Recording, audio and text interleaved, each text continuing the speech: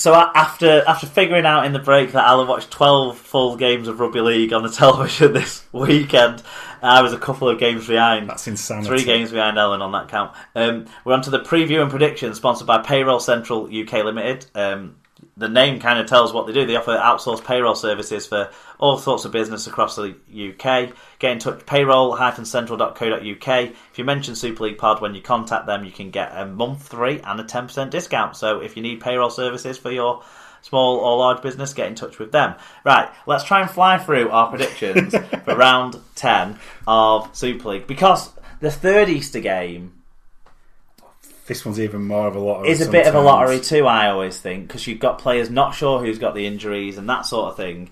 The Friday night game in particular starts things off. It's a 7:45 kickoff on Sky Sports. St Helens versus Hull FC, and quite simply, I'm going to edge the home side. They're playing really well. They seem to have come out of the Easter situation with no major injury concerns, no major fatigue concerns. So I'm going to go Saints by 2 full scores. Saints by 12. Saints by 12. I'm not going to disagree with Saints. Obviously, both had a really good Easter. Saints have probably got a bit more depth. I mean, when you can bring Matty Smith in just to kind of just feature slight, just kind of make a little cameo appearance. You know what I mean? So he could easily start. So I'm going to go Saints by 6. Okay, Saturday afternoon's got 2 televised games. 3:15. It's Salford versus Warrington. What did you say on this one? I can't see past Warrington. They're playing too well. They're playing situational rugby. They're just playing rather well. I'm not saying it's their year. Who can say that? But I think Warrington comfortably in this one. I say Warrington by 10. Yeah, I think Warrington will probably do to Salford what Wigan did in the first game of the season here and really control the first half and then probably put a few points on against a thinner squad in the second half. That's what I think will happen. I'm going to go Warrington by 18. Right. Then the following that on Sky as well, 5:15 kickoff for Catalan versus Wigan. No surprise for you here. I'm going to go for a Wigan win. I'm going to go Wigan by 20 points. Let's say 36-16, if not less points than that for Catalan. I just think Wigan are going really well, and we're rightly a top 2 team so far this season. Yeah. And I can't see Catalan continuing, but I don't want to put the mockers on it too much, but I'm confident. Well, I think you're probably right to be confident. Catalan did play well in the second half on Monday, but it was against Huddersfield. Wigan are a totally different kettle of fish. It is Saturday. Yeah, you've had a bit more time to kind of recover, although you've got the travelling to take into account. I'm going to say Wigan by 8. I don't think it'd be quite as comprehensive as that. I just think a bit of fatigue might creep in. But Wigan still. There's another game on Saturday. It's not televised. 6 p.m. kickoff, I believe. Hull Kingston Rovers hosting the Widnes Vikings. So plenty of time for the Vikings stronghold to get across the M62 there on Saturday, you would think. Where do you see this one going? See, this is a tricky one. Oh, very tricky. This is tricky because neither of them are particularly pulling up any trees. There's patches where Widnes look okay, but it's away. I'm sticking with my gut. I'm going Widnes, but I have absolutely zero confidence. This is a classic one that's going to ruin your coupon. This one, Widnes by 2, but no confidence whatsoever. Yeah, I'm similar. I think the one thing in Hull KR's favour is the depth that they do have is a little bit more experienced. Maybe not quite as talented as some of the depth that Widnes have, but it's certainly more experienced. The coin is slightly weighted when I've flipped it by home field advantage. I'm going Hull KR by 4. Sorry, this is slightly different. I wonder why they're playing Saturday rather than Sunday. You'd think from a fatigue... I don't know if they're playing earlier in the week after or something. Maybe they're splitting the games, but... The week after? I'm not... my only guess is one of the two sides must be Thursday the week after, but I honestly don't know. Because otherwise you'd make it Sunday, wouldn't you? Well, there are 2 games on Sunday, and the first one of those, 3 p.m. kickoff, Wakefield versus... 2 all Yorkshire games on Sunday. Wakefield versus Leeds is the first one. What do you think about this one? It has to be Leeds. I think a 5-game losing run sounds really negative for Wakey, but Leeds are just playing too well. Leeds by 10. See, I'm going to go Wakefield. I think one, they'll want to raise the game because it's, like Rich says, everyone leads everyone to cup final. But in all seriousness, they want to show they can beat a top side because they've not shown that so far. They've got the pack. They've got the depth in the pack. They've got the pack to get on top of this Leeds forward pack and under their injury situation at the moment. And I think what they'll probably end up doing is Leeds are quite well disciplined, quite well organised in defence, but I think any penalties they get in kickable range, they'll kick. Wakefield will win by 8 points, but it'll be like a 2012 kind of scoreline or something. I think goal kicking might be crucial, and I just think Wakefield's forward pack can just push over the line in this one against the Leeds battered and bruised forward pack. Finally, it's Huddersfield versus Castleford. Another game Sunday, 3 p.m. kickoff. Do you have a view on this one? Well, you have to have one. Well, I have one. Yeah. I have a view. I just realised I'm going Castleford in this one, and I've gone 5 away wins, which would be slightly odd, but anyway. Well, actually, I was having a look at some Easter stuff, and you always tend to think, well, maybe the home side will have an advantage in these kind of fatigue games, but they don't. Home field advantage seems to be very insignificant, so there's nothing too weird in what you've done there, I don't think. But why Cass? Because they're just a better team. Yeah. But, I mean, obviously, they'll have been disappointed about Monday, but, you can't really look too much into that. Yeah, and they're starting to find some sort of structure with getting Roberts back into the 6 shirt, and I think that's a good move if they persist with that. Whoever they end up playing at fullback long term, I think Roberts is more of a threat. He works much better in that side at 6, so I think that's for something to stick at. And they've just got the better player, the more skillful players at the moment, I would say. So Castleford by 10 for me. Yeah, by 12 for me. Moving into the Championship game of the week, we've dived down to the bottom of the table. Cellar dwellers. Because any points these kind of teams can pick up at this stage is really, really important for them. Yeah. Looking forward. So we picked out Swinton versus Sheffield. 2 sides, rough end of things at the moment. Do you have an opinion on who's going to win this one? I do have an opinion. I think I'm going for Sheffield on this one. They picked up the first win. Will Swinton have some of their dual regs back?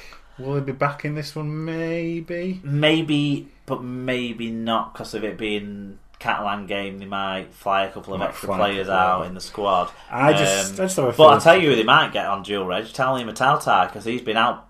I didn't talk about it in the Wigan game, and I probably should have. Gabe Hamlin's debut, he was really, really good, and Navarrete also played very well, better than Tautai's been playing. So Tautai might be available for a bit of a dual reg deal. But I'm going to go Swinton just because. Just because. Yeah. They had Craig Mullen playing on the weekend, and Liam Forsyth scored a try for him. Swinton with the Wigan link-up, that's where I'm going. You're going. I'm going Sheffield. You're Yorkshire. Fair enough. Then League One game of the week. This is more towards the top of the table, and it's Newcastle versus York, another north-east kind of clash, really. Probably the closest to derby as Newcastle will get for certain. Yeah. East Coast Mainline derby. There you go. I like York. I like York too, but who are you picking? I'm going York. Yeah, I like the way York are looking this year. I think they can win tough games, and this could be one of those, because League One, don't forget, haven't had that extra double header game, so there'll be more physical games, you would think, than the ones in the Championship and the Super League this weekend. Yeah. Okay, in the NRL, Raiders versus the Bulldogs. So you should see Elliot Whitehead at the very least in that one. 10:50 a.m. Thursday, Sky Sports. Sharks versus Roosters. No British interest, but that's on Sky Friday at 9 a.m. Sky aren't choosing to show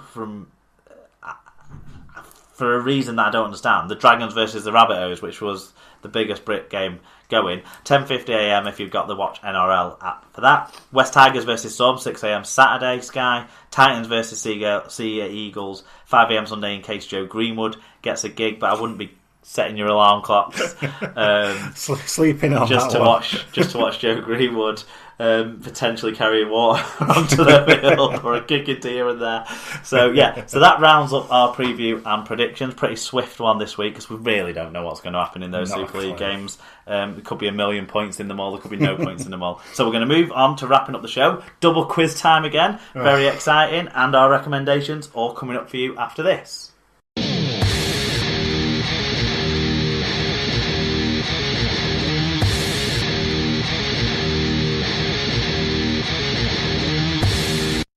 So, have you got your quiz ready for me, Alan? I'll let you draw first blood. Alright, okay. So this is based slightly on my memory of a conversation we've had on air, actually, about your kind of first games, but certainly important games to you. Okay. So this is based on team lineups. Wow. For the 2001 Grand Final and the 2002 Challenge Cup Final. Right, okay. So Chris Badlinski, Brian Carnage, Jamie Ainscoe, Gary Connolly. Hang on. David Hodgson, I think. So the questions are... So, 2001, famously... Were you in tears at this one? Well, I was welling up. I was emotional. You were a bit upset. Okay. Yeah. And I had the other end of the scale. But then 2002 was first cup you saw Wigan win. First Challenge Cup final. I was at that Wigan one. Yeah. Okay. So important games to you. So what I've picked out is from the starting 13. Yep. There are 3 players who featured in the 2001 game that didn't feature in the 2002 game. Okay. So these are players who've either not been selected, moved on, retired, etc. Okay. So there's 3 players who played in the 2001 final who didn't feature in 2002. Yeah. Now, I've got clues, but do you want to have a stab in the dark? Stab in the dark. About who these 3 are? My stab in the dark would be Matty Johns. Would be one of them. Straight away. 1 point. I can't remember if it was... I'm almost certain that Jason Robinson's last game was the year before the 2000 Grand Final, not the 2001 one. So I'm not sure if it would be... I think he went the year before. So you're not saying Robinson? Not at this stage, but okay. He's in there. He's in the He's in the conversation. Okay. Prop forward, who went and played for a year in the NRL, a couple of years in the NRL, is another name that's in my potential list, but I can't remember his name. Okay. Harvey Howard. Harvey Howard for Harvey Howard is the 2 name. points. This is very good. And there's one more. One more. I'll say that there was one player who. Brian Carney played on the wing in 2001, but he was on the bench in 2002. But I haven't included him, so he's not in your consideration. No. I'm trying to think if David Hodgson played in the Challenge Cup final. He was at Wigan still, and he played in the next Grand Final we played in 2003. But I'm sort of leaning towards him not playing in that Challenge Cup final in 2002. So that at this stage that would be my answer, David Hodgson. But you can give me some clues if you want. Okay.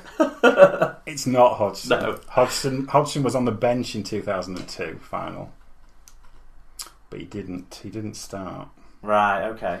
So yeah. So the player who played in 2001, he was a one club man in the NRL between 1988 and 1999. Which I assume at that point he joined Wigan. Yes, he was a one-man club in the Super League as well. If you can be a one-man club in each competition, I don't know. But there you go. We've dressed clues up like that before, Alan, so I definitely think... right. Is he ginger? No, definitely not. Not ginger. I'm struggling on that clue. Okay, so next clue, he is a centre. Oh, Steve Renoff. Steve Renoff. I'll give you half a point for that one. I can't believe I didn't get that sooner. Of course.